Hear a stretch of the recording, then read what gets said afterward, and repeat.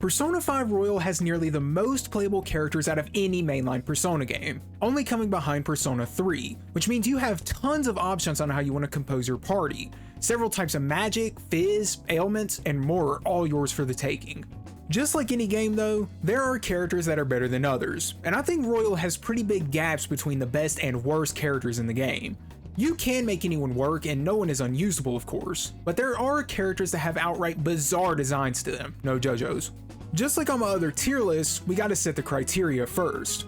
We'll be ranking the characters based on 3 major categories, those being damage, support, and resource management. These are by far the most important aspects a character can have in this game, and each category will be scored out of 10 points. Whoever is closest to 30 points wins the illustrious title of being number 1. There's a lot to go into, so let's cut the intro short and get started. And if you enjoyed the video, consider dropping a like and a sub, I'd really appreciate it. Thank you. The character I think is by far the worst in the game is Akechi, and it's not even close. Not only do you barely get to use him throughout the game, but when you do, it's extremely underwhelming. On paper, he seems really good. He's got Almighty, Curse, Dark, Physical, and some support skills, so how could he possibly be bad? Well, he's kind of the jack of all trades. Average in everything, but doesn't excel in anything. And that archetype of character is damn near worthless in Persona 5 Royal. Robin Hood Akechi especially sucks, man, oh my god. For the vast majority of people, he will be out of your party by the time you obtain half his skills. So what this means is you're stuck with single target moves outside of his Megidola. And even if you do manage to level him up, he only really gets Hama and Mudo skills.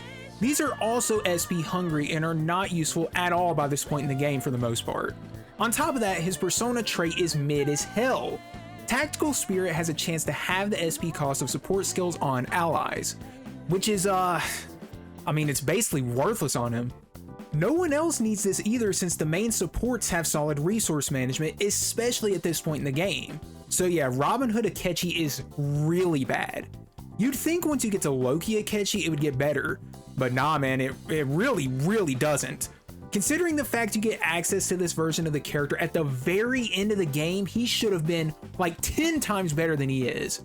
Loki has the same issues as Robin Hood honestly, the only improvement really being the fact he obtains Debilitate and Leviathan. Other than that, he's not better. The absolute dumbest thing about Akechi above all else though, is that he only gets his 3rd tier persona, Hero Word, on the final date of the game, and the skill you get isn't even that good for the final boss! Rebellion Blade is a single target almighty damage skill with a really high base stat and a 2.5 times multiplier on a downed enemy, which sounds absolutely broken on paper, but with how Persona 5 Royal is designed and the fact that the final boss has like what, 6 enemies? This is so overkill, it's not useful, it's just so not good. He's also weak to light, which means he's weak to any enemy with Hama. Akechi's just ass, bro. I don't know what the fuck they were thinking with him, to be honest. There's literally zero reason to run him over other characters, functionally speaking. But hey, at least he has some really good voice lines to make up for it, right? Fear my power. Persona! I'll break them. Persona! The next character basically has the exact same issue as Akechi, but even worse debatably. Kasumi is available for one dungeon. Again, that dungeon being the final one, with nothing to make up for that fact. Her kit in general is better designed than Akechi's with like an asterisk, it's barely better.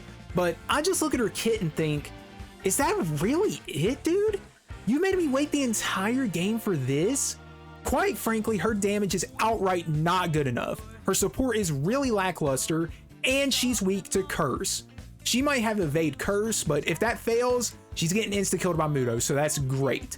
This is always a weakness of a character when it comes to Persona. Kasumi trades off some of the well-roundedness of Akechi's kit for more focus on her physical and bless skills, which would be cool if it wasn't so underwhelming. Her physical skills are weaker than Ryuji's by like 2 or 3 times, and her magic damage is just middle of the pack. With this in mind, why would you run her over anyone else? Her best support skill is Brave Step, which is just party-wide rebellion, which is cool I guess? She also has Dairahan, which is just an absolute fucking joke to give you at the end of the game when you've probably got Salvation and Media Rahan on deck. Her trait is pretty good, I'll give her that, where it has a chance to prevent a party member from being downed when their weakness is struck. But at this point in the game, Most party members are not getting their weaknesses struck. They have dodge skills, and Joker just outright doesn't have a weakness half the time.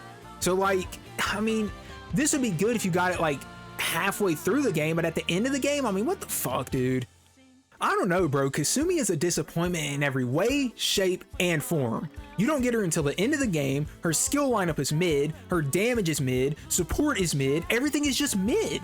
I still love her character though, so I'm gonna use her regardless, but man, what a shame. B tier is gonna be very short to talk about, because there's only one character here, Morgana, my sworn enemy. My disdain for his character aside, he's the most basic party member in the game, but he's super effective at what he does. All Morgana is there to do is be a healing support, and that's all he needs to do. Whether you have him in your active party or you use him to heal you in the status screen, he's always helpful and is basically a must run for the early game. I mean, really look through his whole skill list, it's only support. Cure ailments, heal, oh, more cure ailments, cool. He gets small stuff like Lucky Punch or high tier wind skills, but that's negligible since his damage is not good. That's not a bad thing though. I'd rather him excel in support and be bad in damage than be like Akechi and Kasumi where they're just kinda ass at everything. Morgana is reliable and always useful, so he gets a pass from me today. Only today though, I'm preying on your downfall, Morgana. A tier has some of my favorite characters in the game from a pure character standpoint, and kicking it off is my homegirl and birthday twin, Haru Okumura. I wanted to put her higher for that floofy hair and personality of hers, but personality ain't getting you through a battle with demons and shadows, is it? Unless you're like Tatsuya or Ellie or just anyone from Persona 1 and 2, but I digress. Haru had potential to be one of the best characters in the game, but there's a couple of things that held her back for me. Let's start off with the good parts of her kit. She has a very well balanced kit between gun and psychokinesis skills, which means she can hold her own in damage quite easily. Having psychokinesis also lets me talk about one of the strongest mechanics you can have in this game, which are technicals. If you do a certain combination of ailments and skills, you can trigger a technical, which in simple terms is kind of like a critical hit but for magic. If you make use of this mechanic, you can make the game an absolute breeze, and psychokinesis skills are one of the skills that can do this, obviously. Psychokinesis is by far and away the most useful skill when it comes to technicals, as evident by this chart. On top of having that, she innately has Tentarafu, which has a medium chance to confuse all enemies. Since psych skills can perform technicals on the confused status, I don't have to explain any further why it's kind of broken. The only other character that gets an AoE status ailment skill is An, so this is extremely powerful to have. I think ailments are hella underrated in Persona 5 Royal, so if y'all don't make use of them on your playthroughs, I recommend giving them a shot for sure. So Haru has a balanced kit, easy access to one of the best mechanics in the game, so what gives? Why is she Sholo? So why is she... Dude, I can't speak English today, what the fuck? Okay, one more try. Why is she so low? Okay, there we go. Well, first of all, you get access to her in the later half of the game, which means other characters that come before her are inherently going to be more useful. Beyond that, her support capabilities are kind of lacking. All of her support until the 3rd tier Persona are single target. She has Heat Riser, Makara Karn, and Tetrakarn, which are pretty good skills in a nutshell, but not good on anyone outside the protagonist in my opinion. Her 3rd tier Persona skill is Life Wall, which is a party-wide Tetrakarn and Makara Karn, so this is broken for obvious reasons. Only real issue I have with this skill is by the time you obtain it, you're in the endgame with the most broken abilities ever, so by that point, defensive support isn't as good as it once was. It can come in handy every now and then in the final boss especially, but overall it's not the best, especially at a whopping 95 SP cost. Still less than Rebellion Blade though, god damn Akechi sucks. Oh wait, I forgot to mention, she gets Amrita's shower to cure ailments for the party, so that's actually pretty damn good. I'm gonna give her that on support. Main thing I think sucks about Haru above anything else is her trait. All her trait does is lower the chances of having the party be inflicted with ailments, which is too niche to really be good in the context of this game. If this was an SMT game, it would be pretty crazy because they spam ailments all day long in those games, but in modern Persona, not so much. Also, Haru herself has insta-heal, so you can instead wait for Haru's turn and then use Amrita's shower if things go bad, making this trait even more niche than it already is. Overall, Haru is very good. None of the skills she gets are bad, she has good damage, average support, and average resource management. Very strong character and worthy of starting at the A tier, but I might move her up by the end, who knows. Yusuke is pretty similar to Haru, all things considered, the main difference being that he focuses hard on his physical lineup rather than Haru, who had a more well-rounded skill path. No joke, he gets new physical skills at about the same rate as Ryuji, who is the physical god of this game. In my mind, I put Yusuke higher because you get him earlier in the game and ice skills have a chance to inflict ailments at any point. But now that I'm really thinking about it, I think Haru is better, so I'm gonna put her ahead. Yusuke is still great though. If he manages to inflict freeze on an enemy, you probably wipe them out then and there. His physical skill lineup is probably the second best in the game, and his third tier persona skill is 100 times better than Haru's in my opinion. His trait is just okay where it gives the party a chance to evade physical attacks, but if I had to guess how many times a party member was saved by that, it'd probably be less than like 5 times, I'm not gonna lie. His support is technically better, I guess, since he has an AoE support in Masuku Kaja, but out of the 3 main buffs, this is easily the worst. Dodging in a game like SMT is fire, but with Persona's One More system, it's whatever. I'd say it's most useful when you first obtain it near the mid game, but it falls off quickly. Yusuke in general is like that, to be honest, where he's amazing when you get him, but as you get more party members and options, he just doesn't keep up.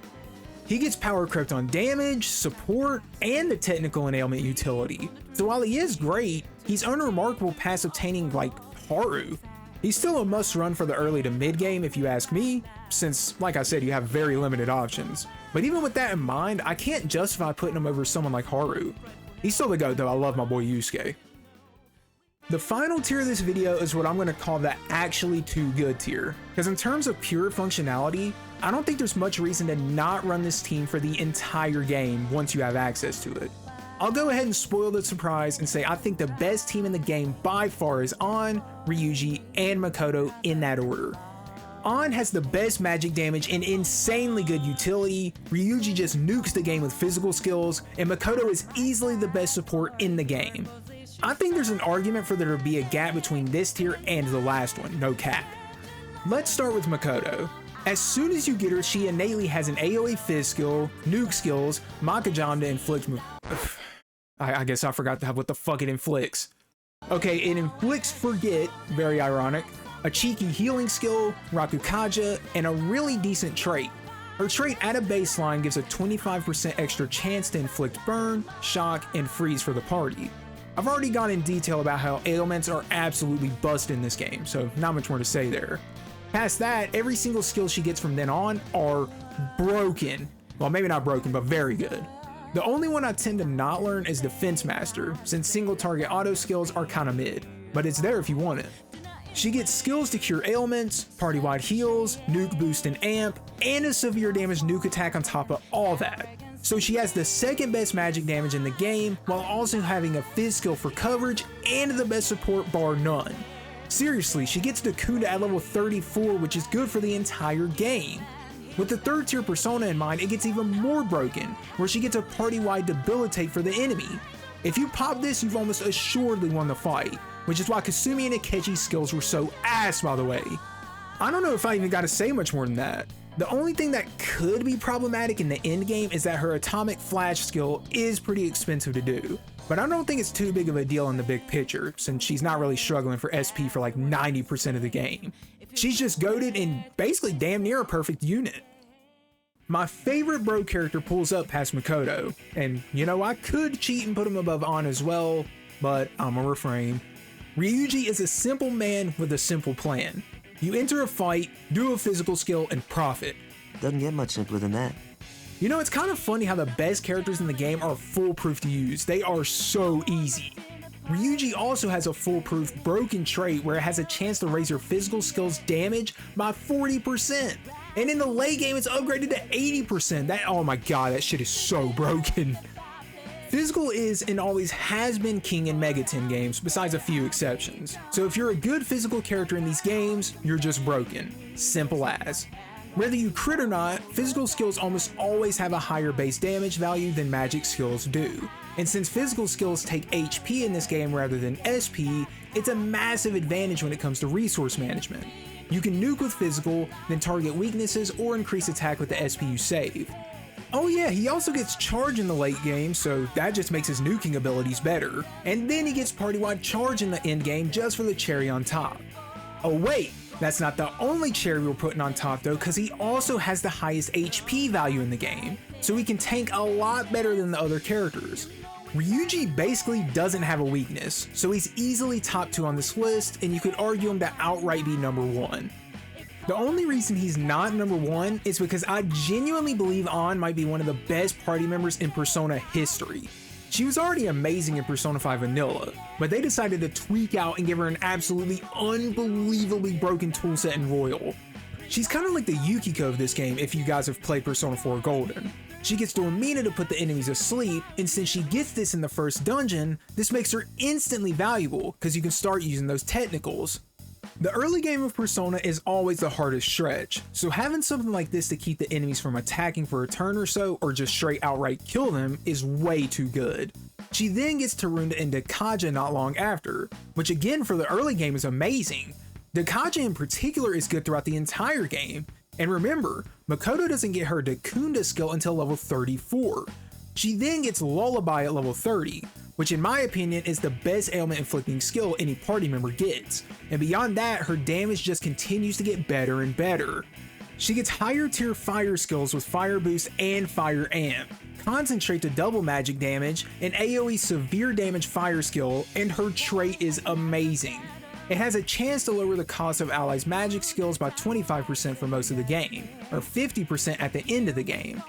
This is easily a top tier trait as far as party members go, and only gets beaten out by Ryuji's, cause like I said, physical is just way too broken in Persona. Her third tier skill at the end of the game is a party-wide concentrate, which I'd argue is actually better than the party-wide charge. Even though charge is by far the better of the two, Ryuji and Joker can get easy access to it. Makoto on the other hand, as a really solid magic damage dealer, cannot get concentrate, so Ann can cover that weakness for her. I don't know y'all, I think Ann is just actually a must run. I think you're trolling if you don't have her in your party. There is no circumstance where she's not providing value to the team. Good damage, great support in the early game and beyond, can almost always inflict ailments. I mean, what more can you really ask for? I guess physical damage, but she doesn't need it. Similarly to Makoto, the only weakness I can really think of for her is that Blazing Hell is expensive in the late game, but she also has the highest SP amount in the game, so it isn't much of an issue. I think Ann is outright a perfect character actually, so there's some more proof that the Lover's Arcana is the most goated Arcana in Persona, I'm just saying.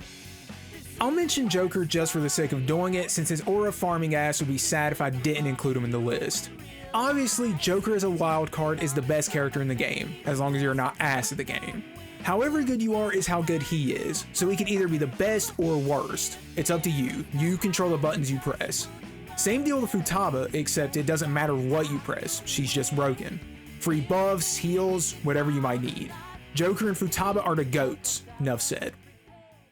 And that right there, ladies and gentlemen, and anything in between, is going to wrap up this 100% factually correct Persona 5 tier list for the day.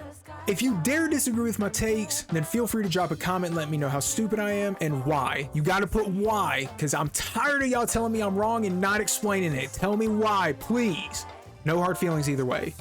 If you enjoyed the video, consider dropping a like and a sub. It helps my channel out a lot, and I'll even give you a free cookie on your way out.